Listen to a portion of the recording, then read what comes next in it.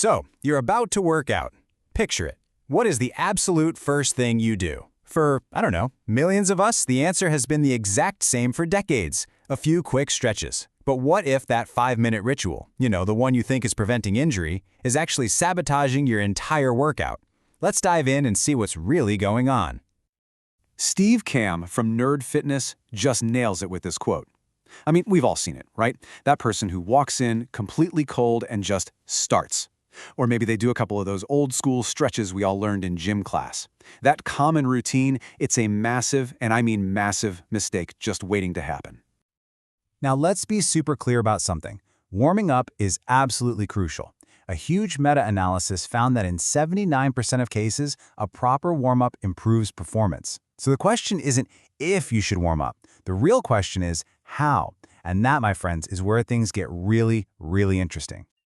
Okay, so when we think warm-up, what's the first image that pops into your head? For most of us, it's that classic gym class scene. Touch your toes, hold it for a bit, pull an arm across your chest, hold it. We just do it. It's automatic. But what if that automatic habit is the very thing holding you back? All right, to really get this, we need to know the two main players in this game. So in one corner, you've got static stretching. That's when you get into a position and just hold it. You're not moving. And in the other corner, you have dynamic warm-ups, which are the total opposite. It's all about active movement, taking your body through the kinds of motions it's about to do for real. The folks over at Nerd Fitness use this brilliant analogy.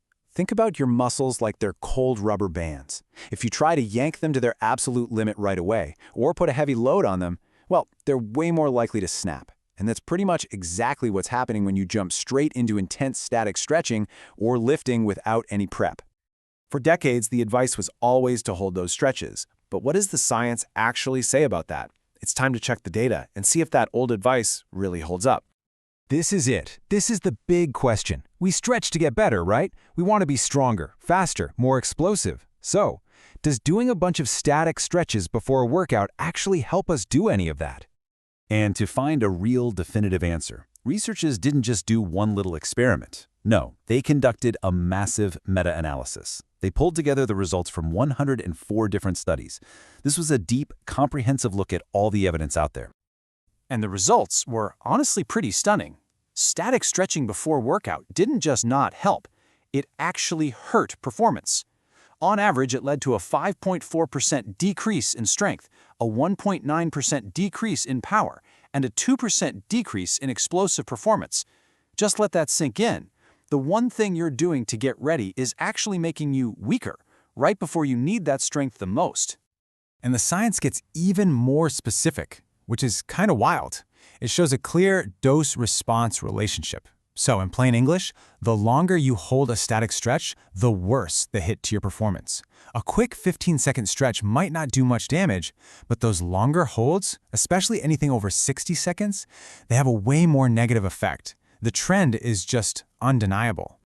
So after looking at this mountain of evidence, the conclusion is simple.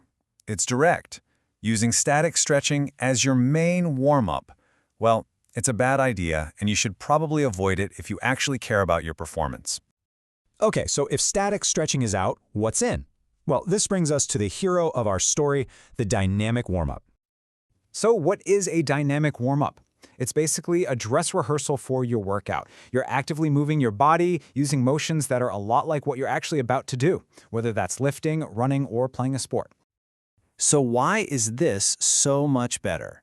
Well, it's like a full-body wake-up call. You're getting more blood flowing, you're getting your nervous system online, and you're literally rehearsing the exact movements you're about to do. It's the whole package. It improves everything from your power to your coordination, all while actually lowering your risk of getting hurt. And here's that second great analogy from Nerd Fitness. A dynamic warm-up is like pre-gaming for your muscles. It gets them ready, gets them excited, and prepares them for the main event. Okay, so you're convinced. Static stretching is out, dynamic is in. But what does that actually look like? How do you apply this in the real world, like tomorrow? Honestly, the framework is incredibly simple. You just pick 5 to 10 different movements, do each one for about 30 to 60 seconds, and, this is key, remember the goal. You're just trying to get warm, maybe break a light sweat. You're not trying to exhaust yourself before the real workout even starts. And the best part is, you don't need any fancy equipment for this. We're talking about simple, effective movements that you probably already know. Things like arm circles, leg swings, walking lunges, bodyweight squats. These are basic exercises anyone can do pretty much anywhere. Now hold on. For all you strength trainers out there, your prep isn't quite done. After you do your dynamic movements, there is one last, absolutely non-negotiable step to get your body ready for those heavy loads. And that final step is doing proper warm-up sets. Seriously, this is not optional. Before you even think about touching your heaviest weight for the day, you need to do 2 or 3 much lighter sets of that exact exercise. Start with just the bar, then add a little weight, then a little more. You're letting your body adapt to that specific movement under load, which is so crucial for both your performance and for staying safe.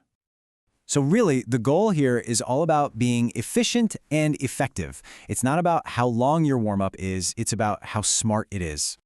It's funny, because if you look around online, it's really easy to fall into this trap. You'll see these really dedicated lifters with warm-ups that take 20, 30, even 40 minutes. They're piling on mobility drills, foam rolling, all these activation exercises, all driven by this idea that more has to be better. But now you know the science, so the question you have to ask yourself is this: is your warm-up a finely tuned machine designed for peak performance, or is it just a collection of old habits that are actually just delaying your workout and holding you back?